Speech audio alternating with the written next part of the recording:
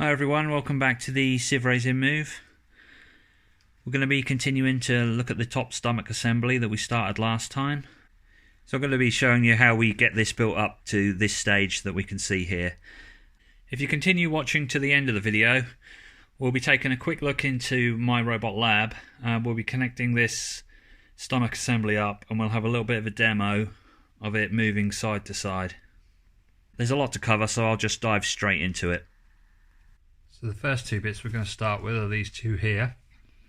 I believe they're called T-stow backstand left and T-stow backstand right. I think I've got that right. These are straight off the printer. They'll need the brim just cleaning off. Give them a quick file around the edges, not too much. But the main thing is to get them to join together, so we probably will have to file around these two little dovetail joints in here on each side and get those two parts connected. So I've filed all around the edges and given them a quick sand.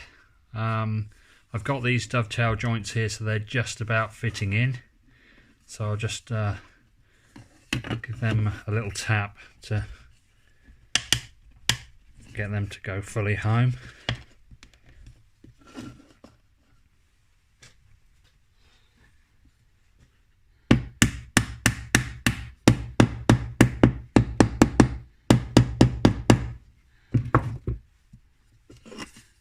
Yeah, they're nice and flat.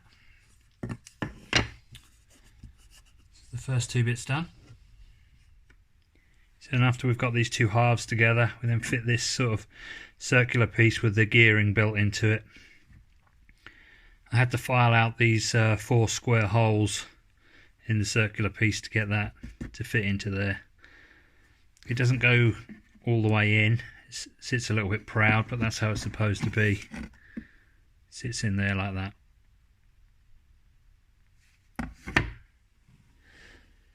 So this is our front assembly. We've got the front stand, and I believe this is called rot front or T-stow rot front, something like that.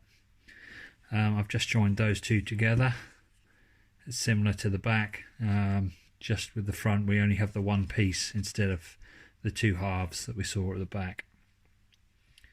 So I think what I am going to do is just run the 8mm drill through these large holes, one in the back there and one in the front, so that we can run an M8 bolt through there to join the two halves together when we get to that stage. So I have just run the drill through, but to be honest they were already at 8mm, so I didn't really need to drill them. The only 8mm bolt I've got, you can see here, is 85mm long. I'm hoping that will be long enough. So the next 3 parts to put together are these 3. We've got T-stow back right, T-stow back left, and T-stow middle. For some reason this part doesn't have the word back in its name. This middle part here, it's important that you flip that over. It comes off the printer that way, but before we assemble it we need to flip this part over, assemble it this way, so that this groove actually is facing towards the back of the robot. I believe it's done that way so that it can be printed without support, which is quite clever, but you can get caught out if you don't flip this over. So I've cleaned up these parts, so I'll now try and fit these together. Okay, I've got them together. So I would stress here, I did use the heat gun to warm up the joints. I actually had 2 goes at this. The first one I put in, this part actually cracked across here because these joints were just too tight. I didn't actually realise it, but I saw the crack on the second side straight away, but when I looked back at the first side it also had a small crack in it. So then we can just slide this back assembly onto here. I did give this a file round to make that reasonably loose. We should at this stage fit the ball bearings in here. I think I'm just going to put this together without them to start with. and maybe come back and fit them later. Not entirely sure that they're going to make all that much difference. I'll have a look when I get it together and we'll make a decision later. So the next thing to do is to get the gear in here.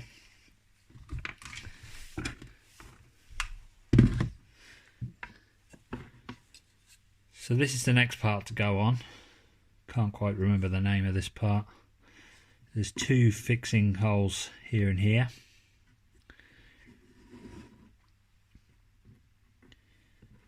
The gear will slip in there. I'll have to check my potentiometer, but I think we want the slot in the small gear horizontal when the assembly is kind of in the middle. We might have to come back and fine-tune things. And then we have this piece, which is kind of a retaining bracket that sits over the top. Can then put the screws down in here and here, and that will hold the gear in place. And then we can fit our potentiometer down in there. So I'll just have a quick look at that. So I'm just looking at this gear and thinking there's two ways we could put it in. It could go in this way, or it could go in this way. There is a small recess on this side, and it's raised slightly on this side. And if we look in this part here, there's a small raised circular section in the middle there.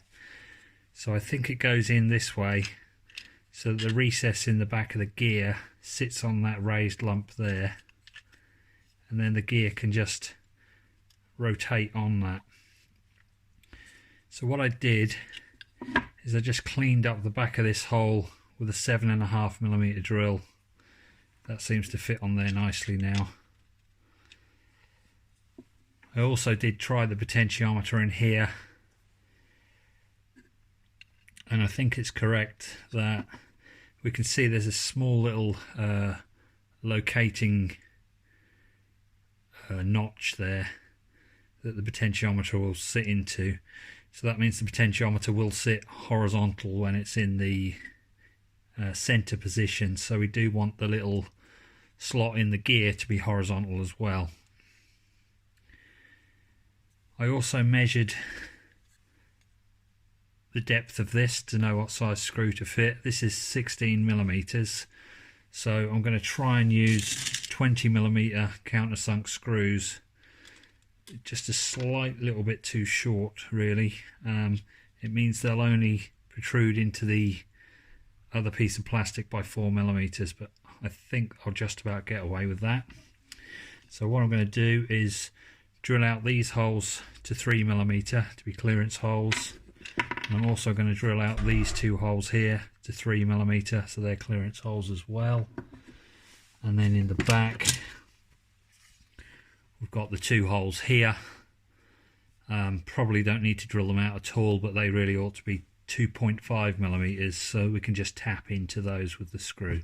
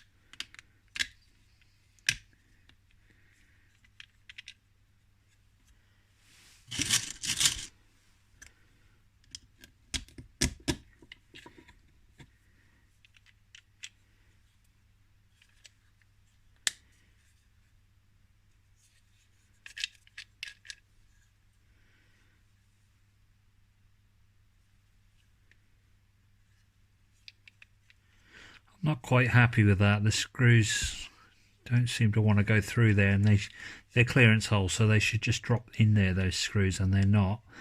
I think the problem is the angle on the sort of retaining bracket is slightly different to the angle on the main part, so I think that probably would just benefit from filing out a little bit rather than trying to force the screws in. We just file away these edges a little bit, make this thing a little bit more of a looser fit. So it's fitting a bit nicer now. I've just pushed those screws in there. I didn't screw them in, I just pushed them through.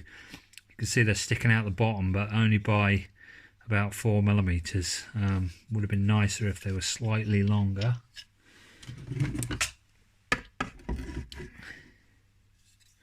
The gear is turning nice and freely. We might want to grease it up at some point.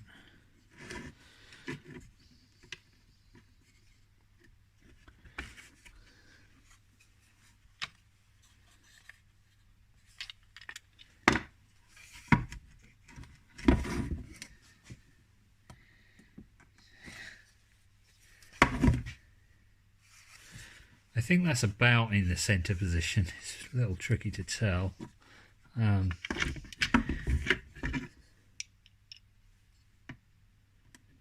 tried to position the slot so that it's horizontal, but I can see it's not quite horizontal.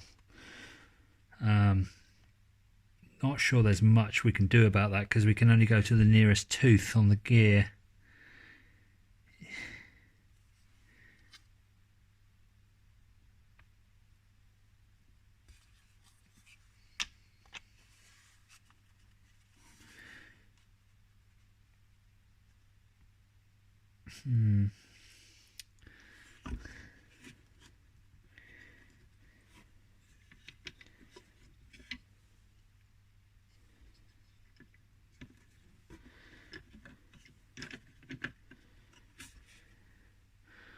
I'll try it in there.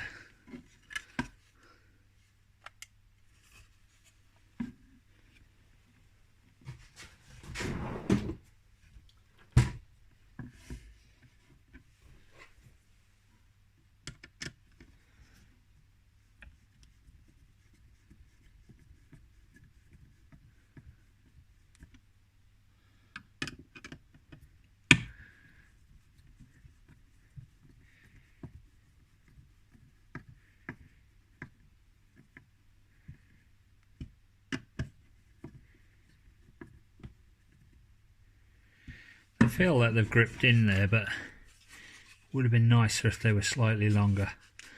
I think we've still got the option to fit the ball bearings. We don't have to disassemble that. This whole assembly should come off like that. So if we want to fit the ball bearings, we still can.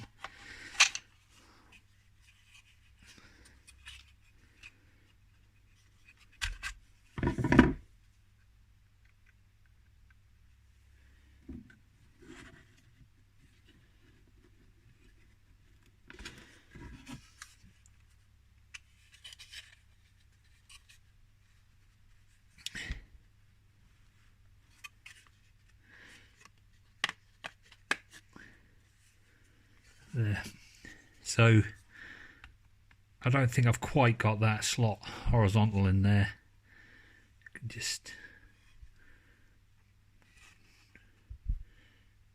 see it's slightly tipped. Don't think I can get it any closer. So we might have to just compensate where the center position is in the software. So I believe that's the back assembly done. And then again, similar to the back, on the front we've got these front left and front right, and I believe this is just called T-stow middle. When I was putting the back together, I said I didn't understand why it didn't have the word back in its name, and that's because you use the same part on the front and the back. And again, we need to flip it over so the groove is pointing to the front of the robot. So I'll just get these three parts connected together. So I'm working on the two pistons. You can see I've got the first one threading down there now. I had to do quite a bit of sanding on the actual piston itself, and you can see on this one here, I've only just started this one. This is basically what I'm doing. I'm sort of filing in the grooves on the piston with a round needle file. You just kind of have to keep working at it until you start getting the movement. You need to be a little careful not to snap these. I was quite surprised by these. They're quite thin compared to the ones we saw in the shoulder. These ones are quite a bit thinner. I suspect they're possibly like an earlier design, and maybe the shoulder ones got beefed up a bit, but these ones didn't. So I'll just keep filing away on this until I get these blocks working quite nicely. So with the block itself, we need to remove this support here. This support is actually built into the models. So we just pull that off with a set of pliers. Just literally breaks off like that. Same on the other side.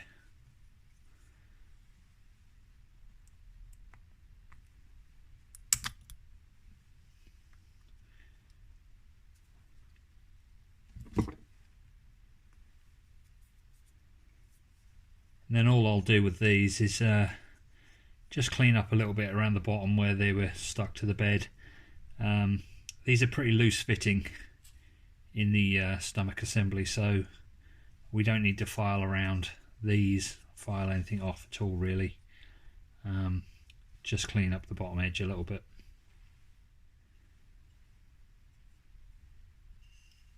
So this is kind of how we want them. Fairly effortless, just to drive the piston through the block. It does get a little tight towards the bottom, but it still goes all the way down relatively easily.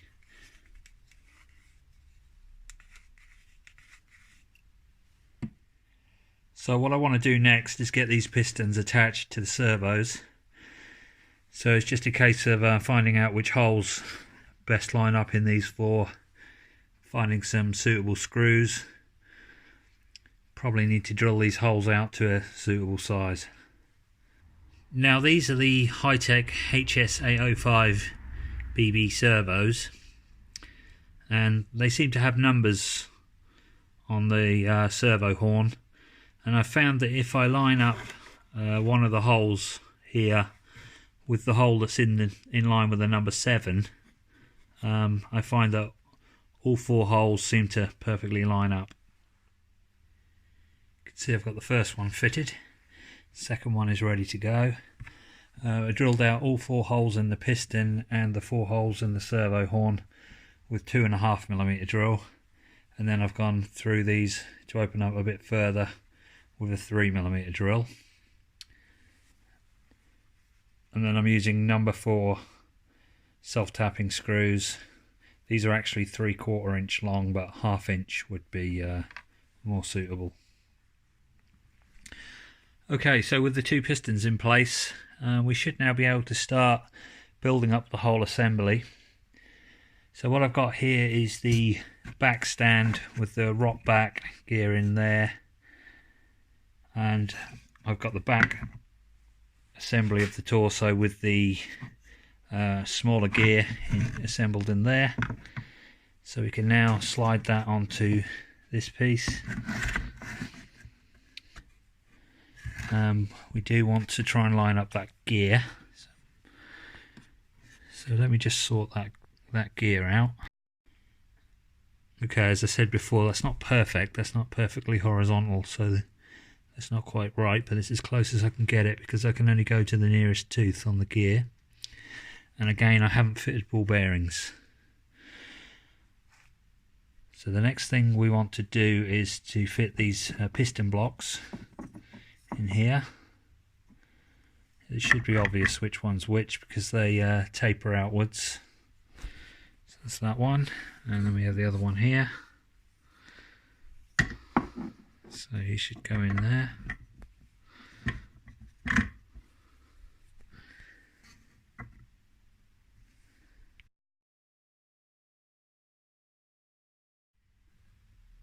I've fitted the potentiometer in there. I'm a little worried it's going to break before we even get going with this, but we'll persevere. I've used the original screw that came out of the servo that was originally holding the potentiometer in. I think you're supposed to fit two. There is another hole on the other side. I'm just going to go with the one for now. And then if we move over to the front assembly, we've got the front stand with the front rot, and we've got our front torso assembly here built up. So we can now put this piece onto here.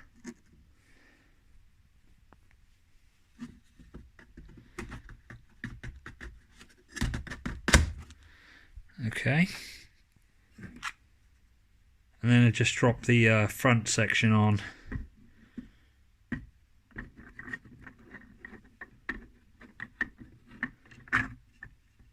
I think what I'll do now, I'll try and fit the bolt through the center. So the bolt's through there, but there just isn't enough thread poking through on this side, so we do need a 90mm bolt. So it's such a shame because I've only got 85mm bolts, so I'm going to have to order just one bolt, I guess, especially for this, which is a little annoying. I thought maybe if I ground the plastic back a bit I might be able to get it on there, but maybe I'll look at that another day. And then the last thing to do to assemble this, we need to lift this whole assembly on and thread those pistons through the blocks, and then we can lower this down into these holes in the base.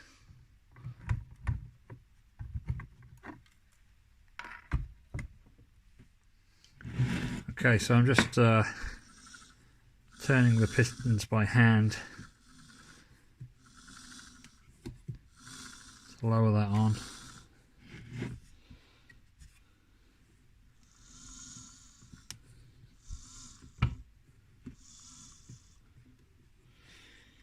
Let's have a look around the back, what's happening with the wires. Okay.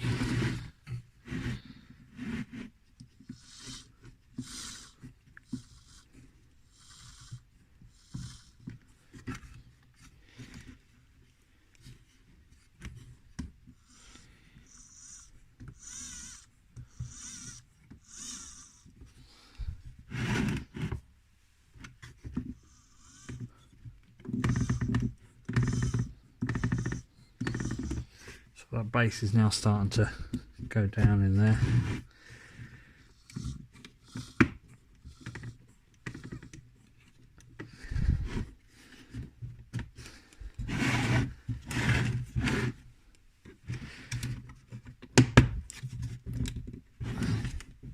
So just kind of making sure that everything is going down in the right places.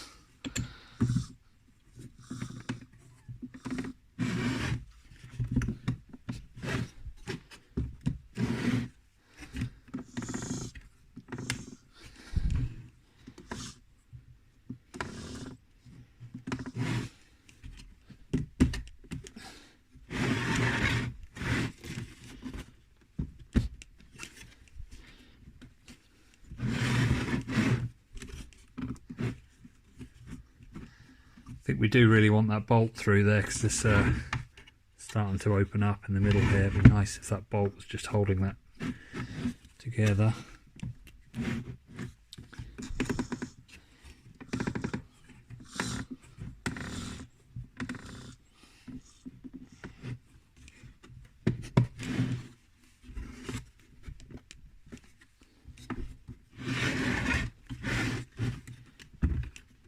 The back's just about in. I'm just kind of struggling a little bit with the front, to get the front to go down. It might be because these are a little tight in here. These joints here might be a little bit tight. I'm just going to play around with that off camera, So they are in there now. What I did, I kind of turned it upside down and gave it a tap with my hand from the bottom. It does sound a little bit creaky as it's moving. I've kind of been rotating these with my hands, and I can see the mechanism basically works, but it is a little bit creaky, which might be because we don't have any grease in it and no ball bearings. I'm not totally convinced about the ball bearings, but a bit of grease wouldn't go amiss. So I think what I'm going to do next is get a little Arduino sketch set up, and then we should be able to control it through this one connection. I was going to write a little Arduino sketch to control the stomach assembly that we've built up. When I started to think about what I wanted to do, how I wanted to control that tipping side to side, I thought it might be easier just to go with MyRobotLab. MyRobotLab already has everything that we need to control this, so we may as well use that. It's a simpler approach for now. What I've done is I've actually connected up just an example servo, just so that I could check that I had everything working properly in MyRobotLab. So I've just connected this tiny little servo to the Arduino. It's hooked up on pin 3. That's probably not the correct pin for the stomach assembly, but doesn't really matter right now. And then we've just got 5 volts and ground on there, and because it is just a tiny little servo, I can get away with powering this through the USB lead from the laptop. That's not really recommended, but for this tiny little servo it seems to work fine. We obviously won't do that on the stomach. We'll have to use a battery. So MyRobotLab, I'm going to cover this in a little bit more detail. I apologise for the scan lines on the screen here. That's just my poor camera. It doesn't really look like that. Yeah, I'm going to cover the MyRobotLab in a bit more detail in a separate video, because I haven't used it for quite a while and I did find it a little tricky to get back into it again. But it is pretty simple to get set up. What I've done is gone to the Runtime tab, and you've got all of these services here for MyRobotLab. What I did, I just went to System and I said Install All. We probably don't need most of these services, we probably only need a few, but it's just easier to just grab everything. It takes a little while, but not too long, and then once it's done, you've got everything you need.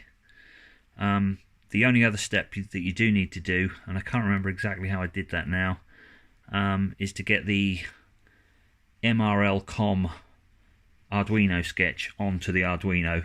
The way I did it was I copied and pasted the text out of MyRobotLab, or the whole script out of MyRobotLab, into the Arduino development environment, and uploaded it to the Arduino from there. I think you can upload it directly from MyRobotLab, but I've seen some people recommending that you don't do that, and I did also try it that way and it didn't work. Anyway, I've got the MRL COM sketch running on the Arduino. That's working fine.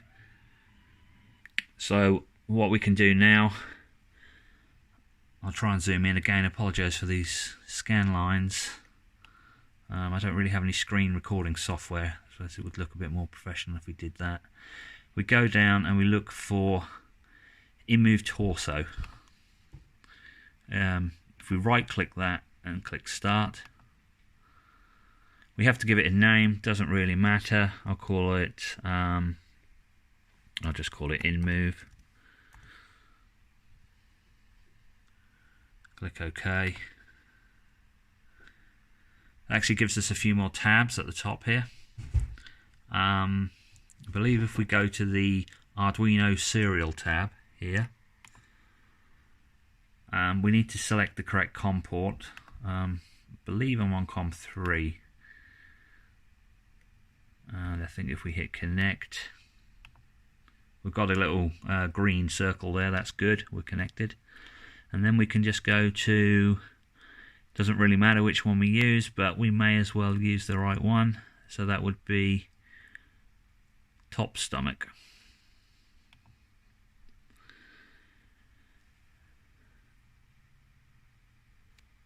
So basically here we can use this slider to control the servos, moving them left and right, which is all I really wanted to do, just to check the movement.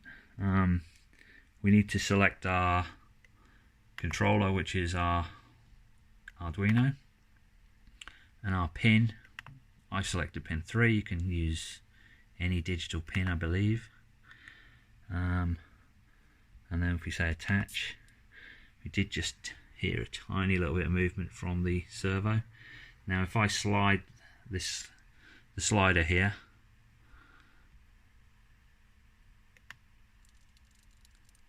things are moving pretty slowly. We'll talk about that in a minute, but you can actually see, pull it right over, the servo is moving.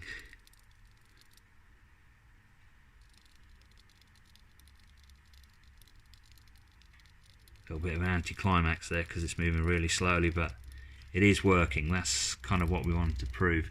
What you can do is you can come up to the velocity up here and set that to -1. I think that just kind of ignores the setting then. That's what I would expect anyway. And then as we move it, it will now run at full speed.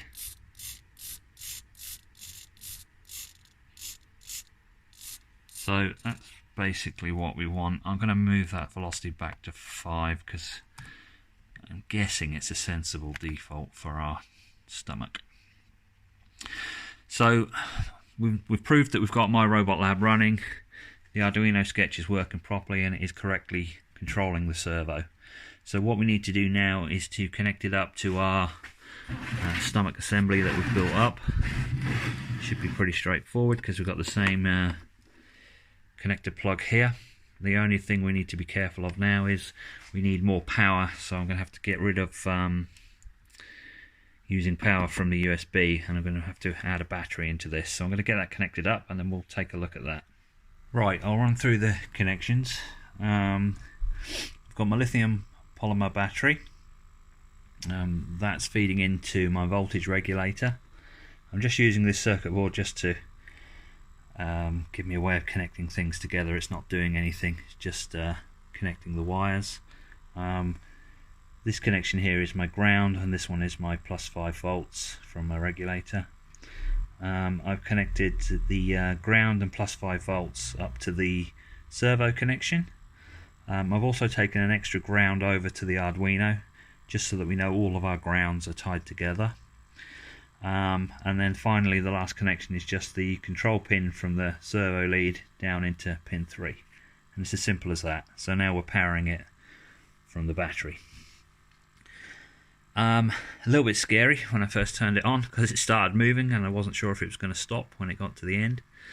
I did have a little problem with it, bit weird, don't know why that happened, but I disconnected the USB lead whilst I was making all the connections. I didn't want to do anything wrong and end up damaging my laptop, so I made all my connections first, then I connected the serial back in, but MyRobotLab then just didn't seem to want to talk to the Arduino at all, and I think it's because COM3, which is the COM port I was using, had disappeared from the computer, so I don't know what happened there. I tried restarting MyRobotLab, that didn't help. I disconnected and reconnected the USB. After a bit of fiddling around, I got it to come back. COM port 3 came back. I just had to reconnect and get my little green light here again and back over the top stomach. I put this on 90 and attached. The attach button's here. Detach, quieten that down, and then when I attached, it then started to move, which was a little scary.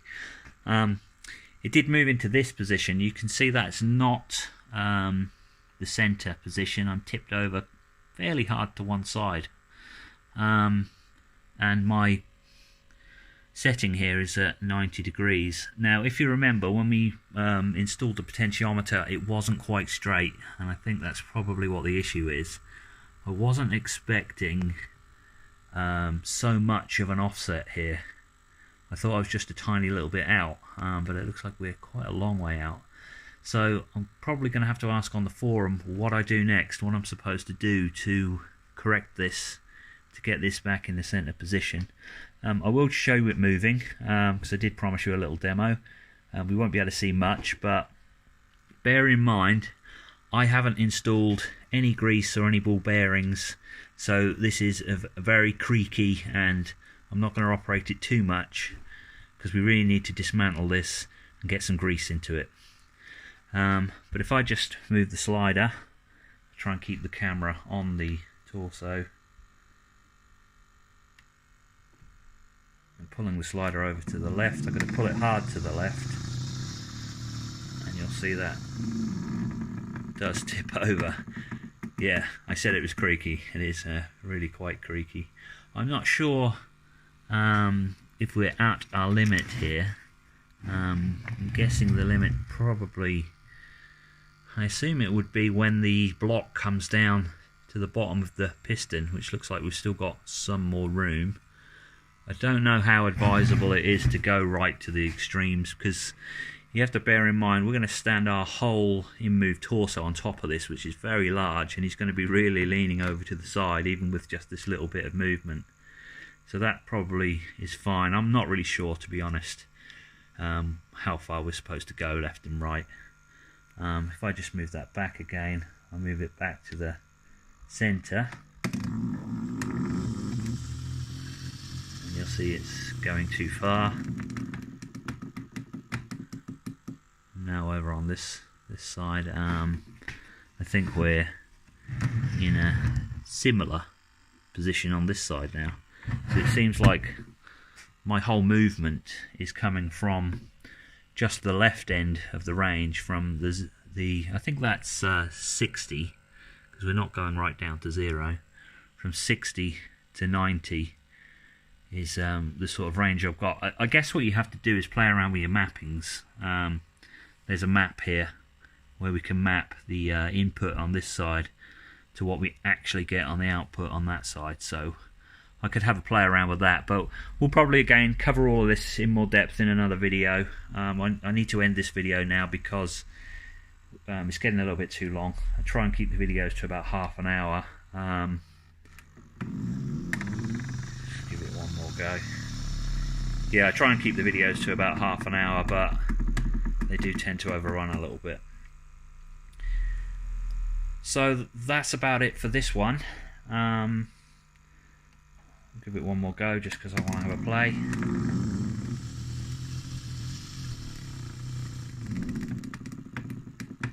Yeah, so seems a bit like an anticlimax because it doesn't move that much, but it's going to be a little bit more dramatic when we got the actual robot sitting on top of it. What I'm going to do in the next video is really cover the NeoPixel ring. So we've got the ring to build up on the front here. We'll get the NeoPixel ring installed, and we'll start having some flashing lights on our robot. Won't that be fun? And then that should sort of finish up the top torso assembly. Sorry, the top stomach assembly. We do have the mid stomach to do, which is the section that goes below this that will allow this to rotate. I'm not sure if I'm going to do that next, or if I'm going to go back and continue working on the arms and trying to get the robot actually attached on top of this, which I imagine is going to be a bit of a challenge. But I hope you enjoyed that. I hope you're sort of enjoying the couple of videos we've had on the stomach so far, and we'll have one more just to finish that off with the NeoPixel ring. So as always, would love to see comments left below if you've got any questions, or if you've got any advice on what I could do differently. Please leave me some comments. If you haven't done so already, subscribe to the channel, give the video a thumbs up if you liked it, and we'll see you next time.